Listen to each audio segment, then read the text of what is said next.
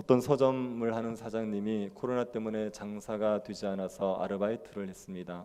편의점에 새벽에 가서 일주일에 3번 아르바이트를 했습니다. 오늘날 새벽에 장사를 하고 있는데 중년의 남자가 쭈뼛쭈뼛하면서 편의점 안으로 들어왔습니다. 그리고 주눅든 목소리로 이렇게 얘기했습니다. 도시락 중에 유통기한이 지나서 버리게 된 게 있으면 저한테 좀 주시면 안 되겠습니까? 그렇게 부탁을 했습니다. 그래서 그 서점 주인이 그 중년의 남자에게 도시락을 주고 나서 그리고 남자가 나가고 한참을 우셨다는 얘기를 했습니다. 서점 주인이 그 중년의 남자의 고통을 아는 거죠. 자기도 너무 힘드니까. 그래서 그 중년의 남자 때문에 많이 울었다, 그런 얘기를 했습니다. 우리의 삶을 힘들게 하는 문제들이 있습니다. 우리의 삶에 안식을 누리지 못하게 하고 우리를 괴롭게 만드는 그런 문제들이 있죠. 먹고 사는 문제가 우리에게는 참 무거운 짐입니다. 질병도 우리를 힘들게 만들지요. 사람들과의 관계의 갈등, 이것도 우리를 많이 괴롭게 합니다. 이런 문제들 때문에 우리가 안식을 누리지 못합니다. 평강과 기쁨을 누리면서 살지를 못하게 됩니다. 그런데 이런 문제를 해결해 보려고 해도 이게 마음만큼 잘 되지가 않습니다. 작정하고 달라붙어 봐도 이 문제를 해결하기 어려울 때가 참 많죠.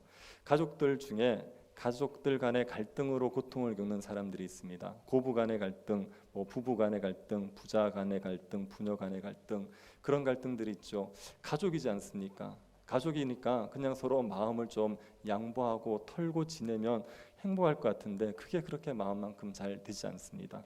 가족들 간의 갈등조차도 우리의 힘으로 해결하기가 너무 어렵죠. 그래서 우리를 괴롭게 하는 문제가 있어서 그것들을 해결하지 못하여서 가시 같은 문제를 안고 고통스럽게 살아가는 사람들이 많이 있습니다.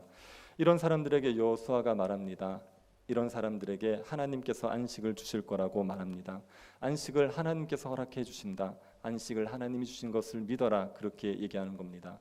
안식은 우리의 힘으로 만들어지지 않습니다. 우리가 노력하고 애쓴다고 해서 안식을 누릴 수 있는 것이 아닙니다. 안식은 하나님께서 주시는 선물입니다. 하늘로부터만 우리에게 주어지게 되어 있습니다. 하나님께서 안식일의 계명을 주시면서 안식일을 잘 지키는 걸 어떻게 하는 거라고 얘기했냐면 안식일에 일을 하지 않는 거라 그랬습니다. 안식일에 일하지 않는 것, 일하지 않고 안식일 날 쉬는 게 안식일을 잘 지키는 거라고 그랬습니다. 안식일 날 왜 일을 하지 말라고 했습니까? 하나님께서 주시는 안식이 안식이라는 것이 사람의 노력과 능력으로 이루어지는 게 아니라 하나님께서 주신다는 걸 고백하라는 의미입니다. 안식일 날 일을 하는 사람은 하나님께서 자신에게 안식을 주신다고 믿지 않는 겁니다. 하나님이 안식을 주실 수 없으니까 내 힘으로 안식을 취해야 된다고 생각해서 안식일 날 일을 하는 거죠. 하나님이 그렇지 않다는 겁니다. 너의 노력과 능력으로 안식을 얻는 게 아니라 내가 안식을 선물로 준다는 거예요. 그러니까 안식일 날 일하지 말고 쉬어라. 나를 믿고 쉬어라. 그게 안식일을 잘 지키는 거라고 얘기합니다. 안식은 하나님께서 우리에게 주시는 선물입니다. 하나님께서 이 주시는 안식을 우리가 누리면서 살아갈 수 있는 게 하나님 백성의 특권이지요. 우리가 어떻게 하면 하나님께서 주신 안식을 누리면서 살아갈 수가 있습니까? 여리고성과 아이성의 전투를 보면 우리가 어떻게 안식을 누릴 수 있는지를 알 수가 있습니다. 여리고성은 이스라엘 백성들이 가나안 땅을 정복하기 위해서 첫 번째로 함락해야 될 성입니다. 그런데 여리고성 사람들은 이스라엘 백성들과 싸울 생각이 없었습니다. 1절을 다시 한번 보십시오. 이스라엘 자손들로 말미암아 여리고는 굳게 닫혔고 출입하는 자가 없더라. 여리고 사람들은 하나님께서 홍해를 가르신 일, 그리고 아모리 두 왕에게 행하신 일을 들어 살고 있습니다. 그래서 마음이 녹았지요. 물같이 마음이 녹아서 두려워하고 있었습니다. 그런데 하나님께서 요단강마저 가르신 겁니다. 그걸 보고 나자 더 이상 하나님에 대해서 싸울 생각이 없이 성문을 굳게 잠그고 버티기에 들어가는 겁니다. 이 여리고성 사람들은 하나님에게 투항할 생각은 없습니다. 하나님 앞에 항복할 생각은 없습니다. 하나님에 대해서 어떻게든 저항을 하고 싶은 겁니다. 그래서 성문을 걸어 잠그고 끝까지 하나님 앞에 저항을 하고 있습니다. 이렇게 여리고성이 성문을 걸어 잠그고 있으면 이스라엘 백성들의 힘으로 여리고성을 정복할 수가 없습니다. 여리고성은 빗장을 걸어 담그고 있는 한 이스라엘 백성들에게는 난공불락의 성입니다. 그런데 하나님께서 이스라엘 백성들에게 여리고성을 주셔버립니다. 2절을 한번 보십시오. 여호와께서 여호수아에게 이르시되 보라 내가 여리고와 그 왕과 용사들을 내 손에 넘겨 주었으니, 하나님께서 여리고를 넘겨주셨습니다. 여리고 왕도 여리고 용사들도 다 넘겨주셨습니다. 여리고 성을 함락시킬 수 있게 해주겠다고 약속을 하시는 겁니다. 그러면서 이스라엘 백성들에게 방법을 알려주시지요. 어떻게 해야 되는지를 알려주십니다. 3절 한번 보십시오. 너희 모든 군사는 그 성을 둘러 성 주위를 매일 한 번씩 돌되 엿새 동안을 그리하라. 이스라엘 백성들에게 성을 하루에 한 바퀴씩 6일 동안을 돌라고 이야기했습니다. 이때 성을 도는 행진의 순서도 정해 주십니다. 4절 한번 보십시오. 제사장 7은 7 양각 나팔을 잡고 언약궤 앞에서 나아갈 것이요.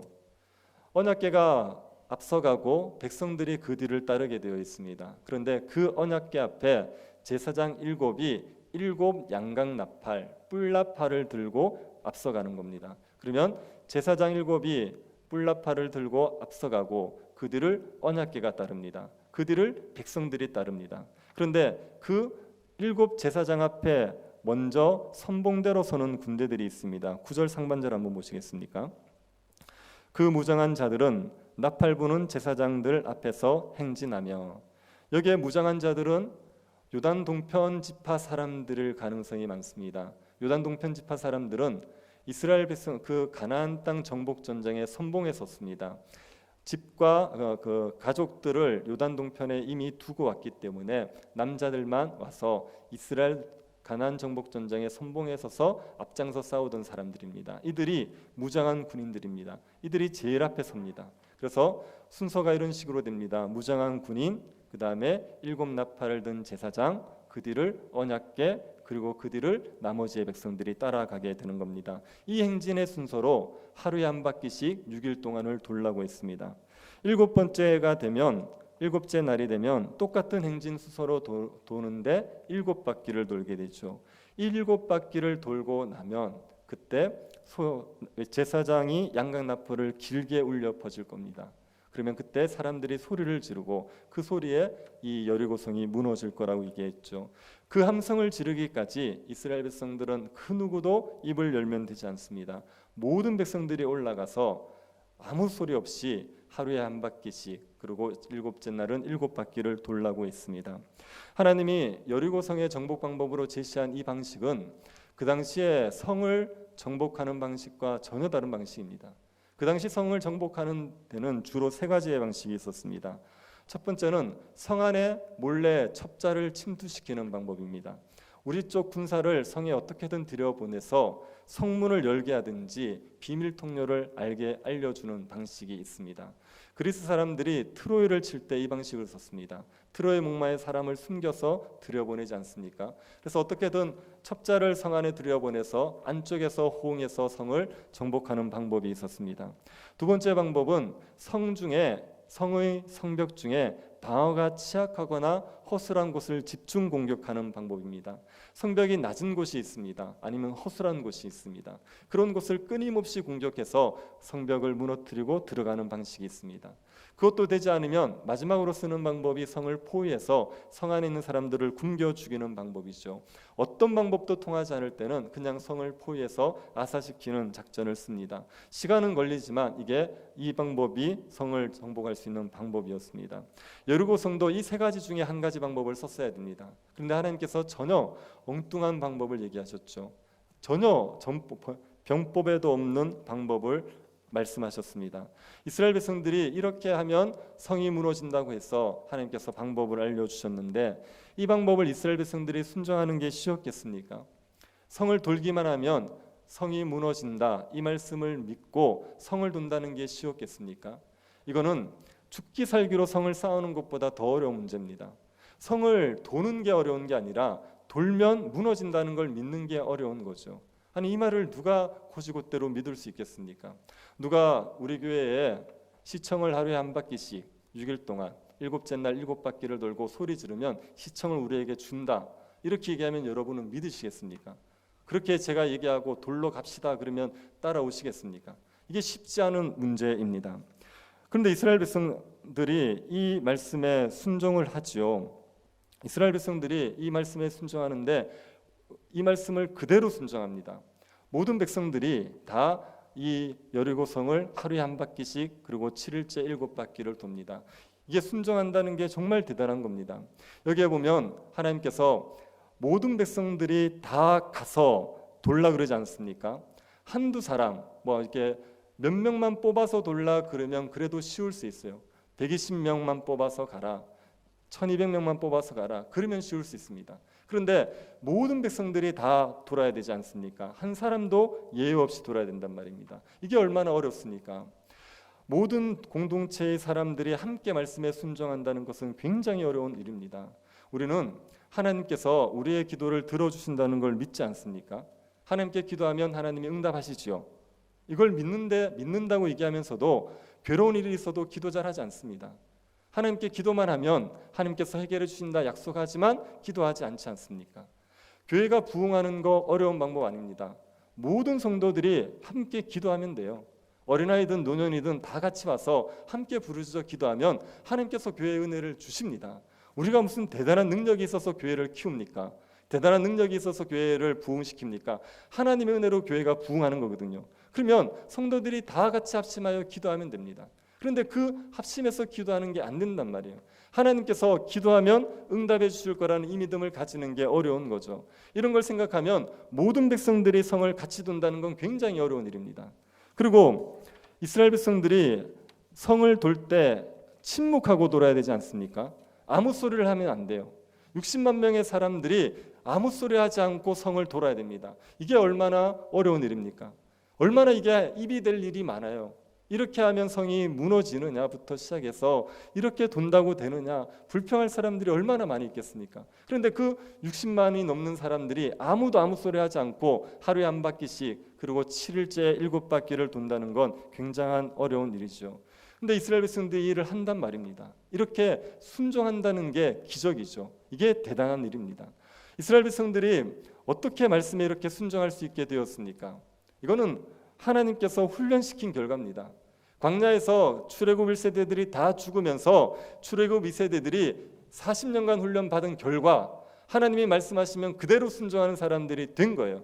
하나님께서 하시는 말씀이 이해되지 않는다 할지라도 하나님의 말씀이라면 그대로 될 줄을 믿고 순종하는 사람이 되어서 하나님의 말씀에 따라 여리고성을 돌게 된 거죠. 그랬더니 그 결과 여리고성이 무너졌습니다. 제사장이 나팔을 불고 백성들이 함성을 지를 때 여리고성이 무너졌죠. 성을 도는 것만으로도 여리고성이 무너졌습니다. 하나님께서 왜 이런 방식으로 여리고성을 무너뜨립니까? 싸움이 아닌 도는 방식으로 여리고성을 무너뜨리는 이유가 무엇이겠습니까? 이거는 가나안 땅을 주실 분이 하나님이라는 걸 명확하게 보여주기 위한 겁니다. 이스라엘 백성들의 능력과 힘으로 가나안 땅을 차지하는 것 아니고 이스라엘 백성들의 힘으로 안식을 얻는 거 아니고 하나님의 능력으로 가나안 땅을 차지하고 하나님의 능력으로 안식을 얻을 것을 하는 걸 명확하게 보여주는 겁니다. 여리고성을 돌 때 이스라엘 백성들이 한 일이 있습니까? 내가 성을 돌았어? 우리가 성을 돌아서 무너졌어요. 이렇게 얘기할 수 있습니까? 아니요. 이스라엘 백성들이 성을 돈 거는 그냥 믿는다는 표현일 뿐입니다. 그것 때문에 성이 무너지는 게 아니죠. 믿음으로 말미암아 성이 무너진 건데 믿는다는 걸 성을 도는 것으로 표현한 것뿐입니다. 하나님께서 다 하신 겁니다. 하나님이 무너뜨리신 겁니다. 하나님께서 여리고성을 무너뜨린다는 걸 명확하게 보여주기 위해서 이스라엘 백성들이 그냥 성을 도는 것만으로도 성이 무너지게 해주신 겁니다. 우리의 삶에 여리고성이 무너지는 것도 마찬가지입니다. 우리의 삶에 여리고성 같은 문제들이 있습니다. 하나님이 주신 안식을 누리지 못하게 하는 문제들이 있습니다. 내 힘으로 해결되지 않는 문제들이 있습니다. 어떤 사람들은 마치 애굽에서 종살이 하는 것 같이 그렇게 고된 삶을 사시는 경우가 있을 수 있어요. 고돈 노동에 시달리면서 밤낮 쉼을 얻지 못하고 그렇게 살아갈 수 있습니다. 인격적인 모욕을 당하고 억울하게 괴롭힘을 당하면서도 그 자리를 벗어나지 못하는 그런 삶을 살아갈 수가 있습니다. 우리의 마음이 여리고성 같을 수 있어요.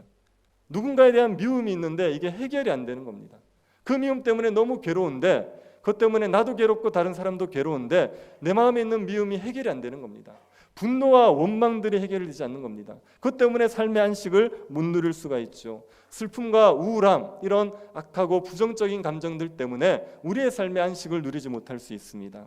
사람들이 여리고성 같을 수도 있죠. 가족 중에 나를 정말 괴롭게 하는 사람이 있습니다.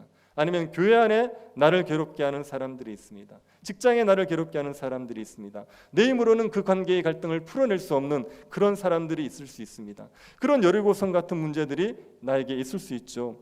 이 여리고성 같은 문제들을 하나님께서 무너뜨려 주신다는 겁니다. 내 힘으로 할 수 없는 문제들을 하나님께서 해결해 주시는 겁니다.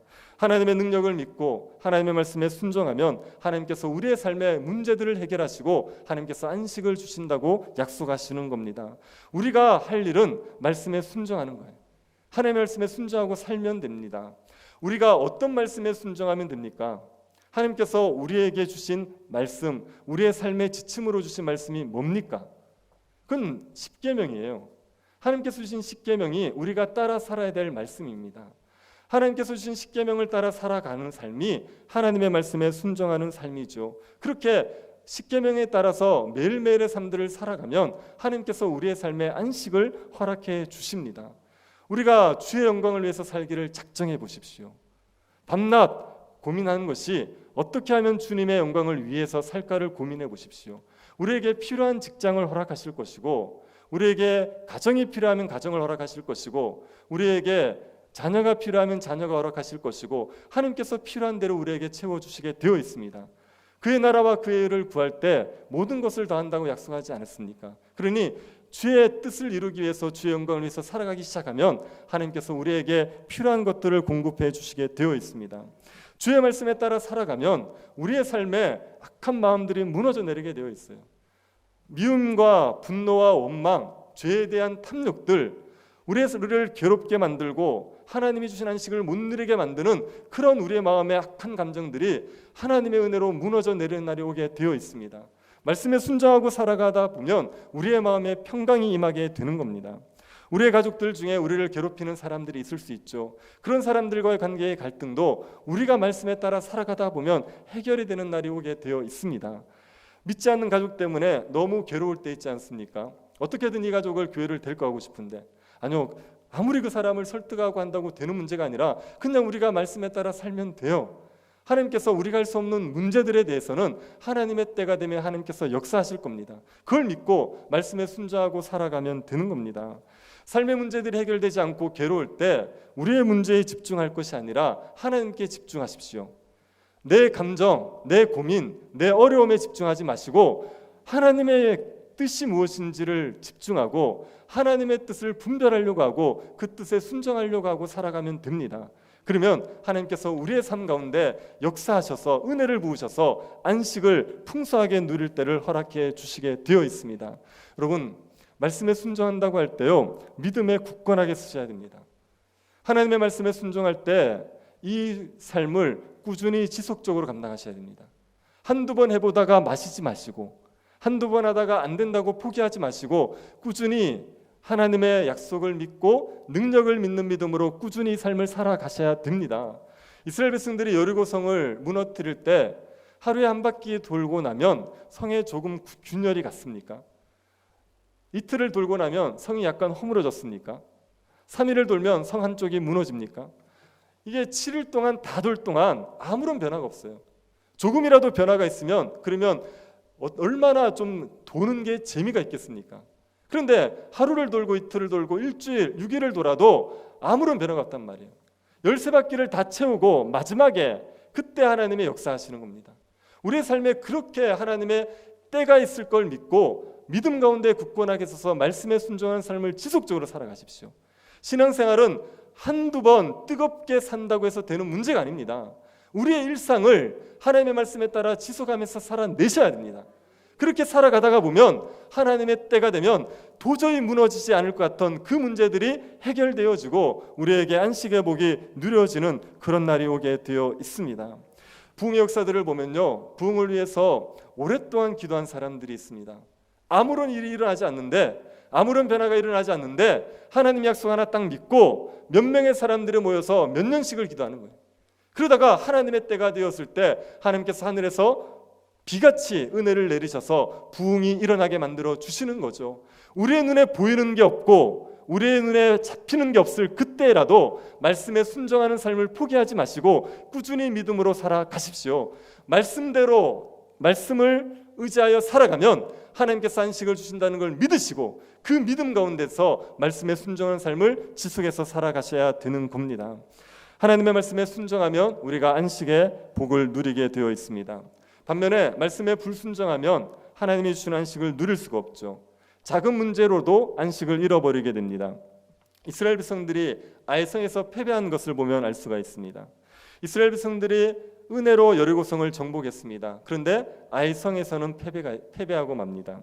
이스라엘 백성들이 아이성과의 싸움, 전쟁을 앞두고 굉장히 마음이 높아져 있었습니다. 이스라엘 백성들의 마음이 높아져 있다는 것을 두 가지를 보면 알 수 있어요. 여호수아가 아이성 전쟁을 앞두고는 하나님 앞에 묻지 않습니다. 어떻게 해야 될지를 묻지 않고 그저 정탐꾼을 보내고 자기가 판단해서 군사를 보내는 거예요. 그리고 이스라엘 백성들이 3,000명만을 보냅니다. 아이성이 작은 성이라고 생각해서 이스라엘 백성들이 3,000명으로도 이길 수 있다고 생각한 거예요. 아이성은 남녀를 포함해서 12,000명이 있던 성입니다. 그렇게 작은 성이 아닌데도 불구하고 이스라엘 백성들이 여리고성을 무너뜨리고 나니까 자신들이 굉장히 대단한 존재인 것처럼 생각했어요. 그래서 3,000명 정도면 여리고 아이성을 함락할 수 있지 않겠냐, 그리고 보냈던 거죠. 그런데 이 아이성에서 패배합니다. 그거는 이스라엘 백성들이 기도하지 않았거나 아니면 적은 군사들만 보냈기 때문에 패배한 건 아니죠. 원인은 아간의 범죄 때문이었습니다. 하나님께서 여리고성을 함락시킬 때 어떤 것도 손대지 말고 하나님께 다 바치라 그랬어요. 사람과 짐승은 죽여야 됩니다. 불에 타는 것들은 다 태워야 됩니다. 은금 동철 기구는요 여호와의 곳간에 드려야 됩니다. 여리고성을 딱 정복할 때 아무것도 이스라엘 백성들이 건드릴 수 없어요. 이것은 하나님께 바치는 것은요 하나님께서 가나안 땅을 주신다는 믿음의 고백을 하는 겁니다. 여리고성은 가나안 땅에서 첫 번째 싸움 아닙니까? 그 이스라엘 백성들이 함락한 첫 열매지요. 이것을 하나님께 온전히 바치는 겁니다. 첫 열매를 온전히 바치는 건 나머지 것들도 다 하나님께 바치는 의미예요. 그래서 이스라엘 백성들이 여리고성을 하나님께서 주셨다는 걸 인정하고 하나님께 모든 걸 바친다는 의미에서 다 태우든지 여호와의 곳간에 드리게 되어 있습니다. 만약에 이 말씀을 거역하고 물건을 취하지 않습니까? 그러면 이스라엘 백성들이 하나님께 바친 게 돼요. 하나님의 진멸의 대상이 됩니다. 하나님 그것을 명확하게 얘기하셨습니다. 그런데 이스라엘 백성들 중에 아간이 그 물건을 탐해서 훔쳤죠. 그것 때문에 이스라엘 백성들이 하나님의 진멸의 대상이 되었고 그래서 아이성과의 싸움에서 패하고 말았던 겁니다.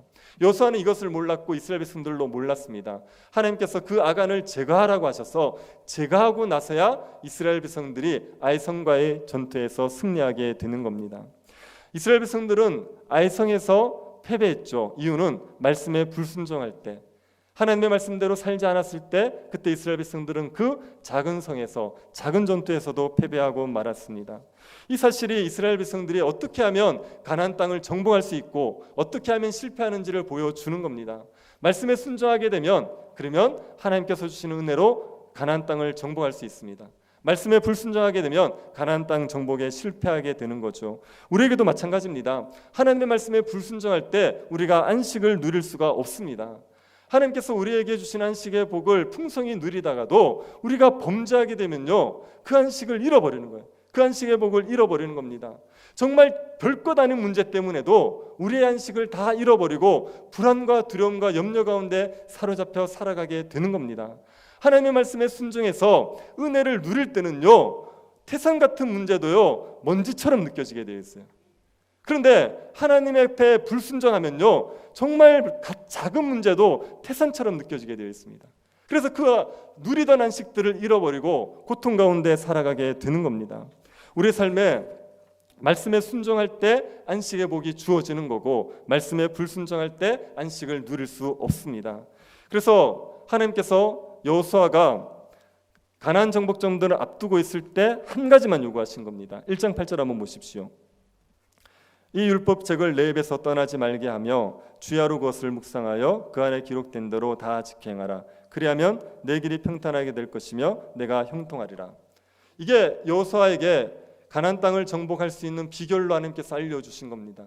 율법을 주야로 묵상하고 그것을 지켜 행하는 겁니다. 그러면 하나님께서 형통하게 만들어 주시는 겁니다. 율법에 순종하라고 하기 전에 뭘 먼저 요구하셨는지를 기억하십시오. 율법을 묵상할 걸 먼저 요구하셨습니다. 하나님의 율법에 순종한다는 건 쉬운 일이 아닙니다.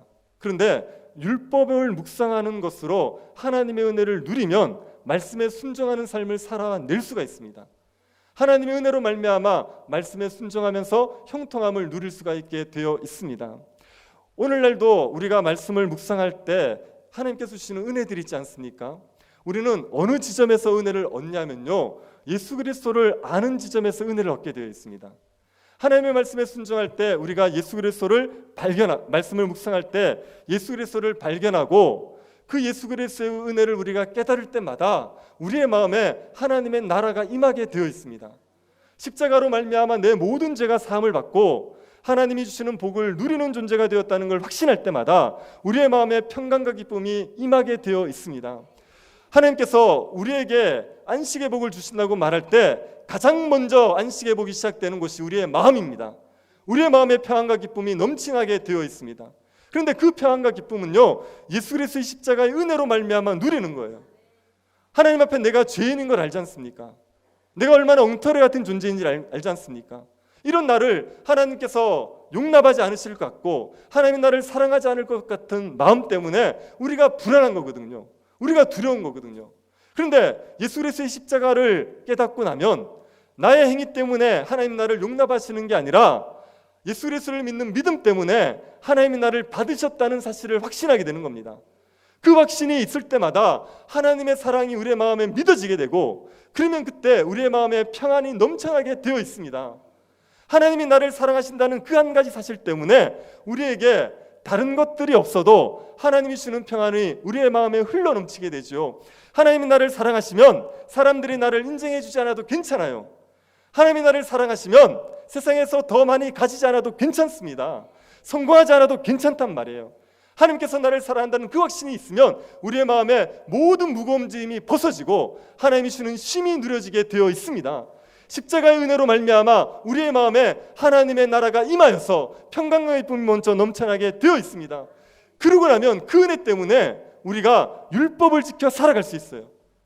말씀을 지키는 삶을 살아낼 수가 있습니다. 율법의 핵심이 뭡니까?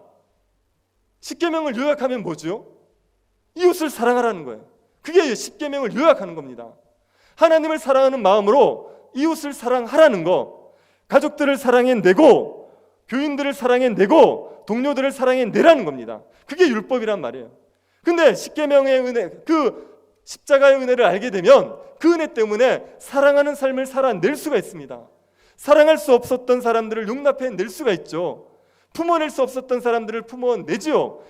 가시 같은 이웃이라도 그를 사랑하려고 애쓰고 그를 용서할 수 있는 마음들이 생겨나게 되는 겁니다. 십자가의 은혜가 우리의 마음에 그런 능력을 주게 되어 있습니다.